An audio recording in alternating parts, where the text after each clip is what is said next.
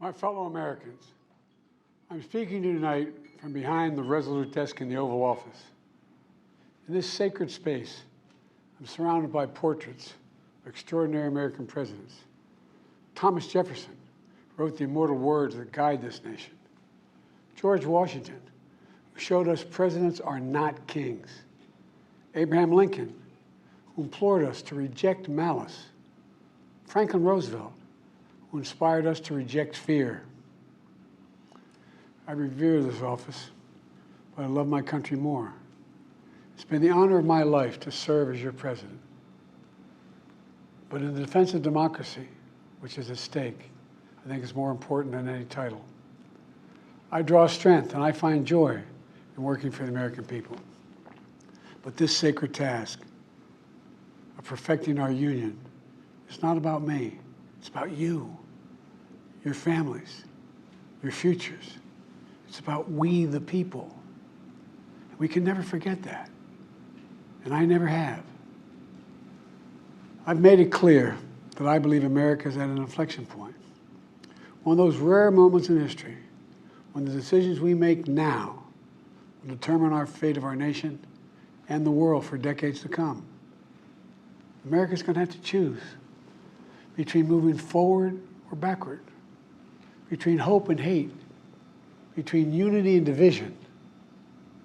We have to decide, do we still believe in honesty, decency, respect, freedom, justice, and democracy? In this moment, we can see those we disagree with not as enemies, but as fellow Americans. Can we do that? Does character in public life still matter? I believe I know the answer to these questions because I know you, the American people.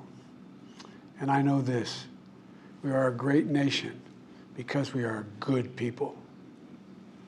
When you elected me to this office, I promised to always level with you, to tell you the truth. And the truth, the sacred cause of this country is larger than any one of us. And those of us who cherish that cause, cherish it so much, a cause of American democracy itself, must unite to protect it.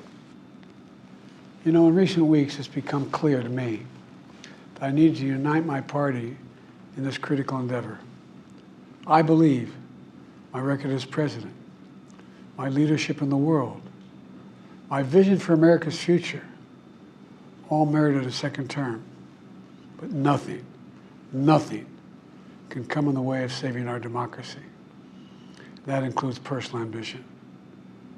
So I've decided the best way forward is to pass the torch to a new generation. That's the best way to unite our nation. You know, there is a time and a place for long years of experience in public life.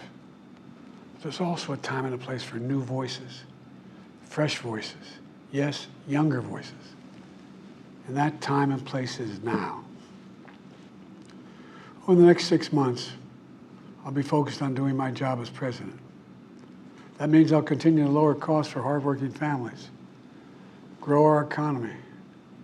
I'll keep defending our personal freedoms and our civil rights, from the right to vote to the right to choose. I'll keep calling out hate and extremism. Make it clear there is no place in America for political violence or any violence ever, period.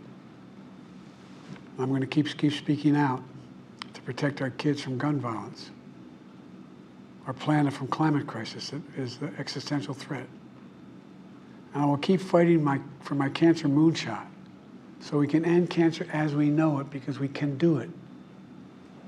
And I'm going to call for Supreme Court reform because this is critical to our democracy, Supreme Court reform.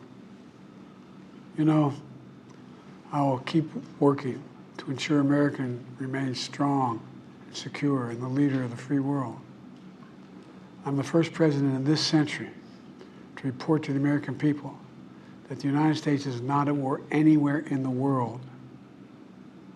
We'll keep rallying a coalition of proud nations to stop Putin from taking over Ukraine and doing more damage.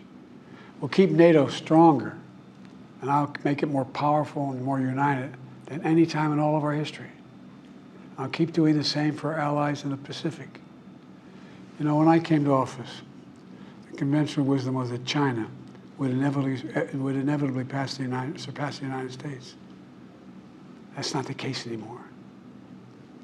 And I'm going to keep working to end the war in Gaza, bring home all the hostages, and bring peace and security to the Middle East and end this war. We're also working around the clock to bring home Americans being unjustly detained all around the world. You know, we've come so far since my inauguration. On that day, I told you, as I stood in that winter, we stood in a winter of peril and a winter of possibilities. Peril and possibilities. We were in the grip of the worst pandemic in the century. The worst economic crisis since the Great Depression. The worst attack on our democracy since the Civil War. But we came together as Americans, and we got through it. We emerged stronger, more prosperous, and more secure. Today we have the strongest economy in the world, creating nearly 16 million new jobs, a record. Wages are up. Inflation continues to come down. The racial wealth gap is the lowest it's been in 20 years. We're literally rebuilding our entire nation, urban, suburban, rural, and tribal communities. Manufacturing has come back to America. We're leading the world again in chips and science and innovation. We finally beat Big Pharma after all these years to lower the cost of prescription drugs for seniors. And I'm going to keep fighting to make sure we lower the cost for everyone, not just seniors. More people have health care today in America than ever before. And I signed one of the most significant laws helping millions of veterans and their families who are exposed to toxic materials. You know, the most significant climate law ever in the history of the world. The first major gun safety law in 30 years. And today, the violent crime rate is at a 50-year low. We're also securing our border. Border crossings are lower today than when the previous administration left office. I've kept my commitment to appoint the first black woman to the Supreme Court of the United States of America. I also kept my commitment to have an administration that looks like America and be a president for all Americans. That's what I've done. I ran for president 4 years ago because I believed and still do that the soul of America was at stake. The very nature of who we are was at stake. And that's still the case. America's an idea. An idea stronger than any army, bigger than any ocean, more powerful than any dictator or tyrant. It's the most powerful idea in the history of the world. That idea is that we hold these truths to be self-evident. We're all created equal, endowed by our Creator with certain inalienable rights: life, liberty, pursuit of happiness. We've never fully lived up to it, to this sacred idea, but we've never walked away from it either.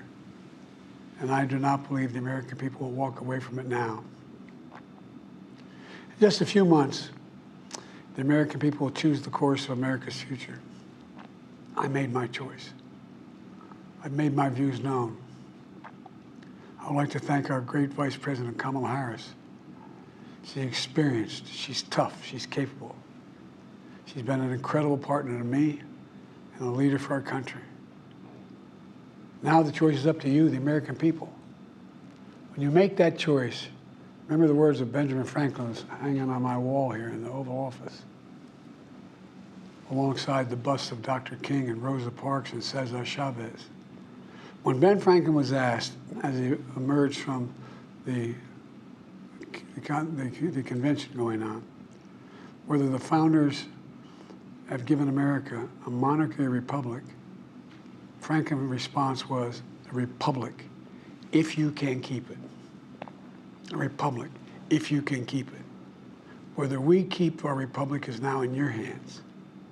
My fellow Americans, it's been the privilege of my life to serve this nation for over 50 years. Nowhere else on earth could a kid with a stutter, from modest beginnings in Scranton, Pennsylvania, and Claymont, Delaware, one day sit behind the resolute desk in the Oval Office as President of the United States. But here I am. That's what's so special about America. We're a nation of promise and possibilities, of dreamers and doers, of ordinary Americans doing extraordinary things. I've given my heart and my soul to our nation, like so many others. I've been blessed a million times in return with the love and support of the American people. I hope you have some idea how grateful I am to all of you. The great thing about America is here, kings and dictators do not rule, the people do. History is in your hands. The power is in your hands. The idea of America lies in your hands. We just have to keep faith, keep the faith, and remember who we are. We're the United States of America, and there's simply nothing beyond our capacity when we do it together. So let's act together, preserve our democracy. God bless you all, and may God protect our troops.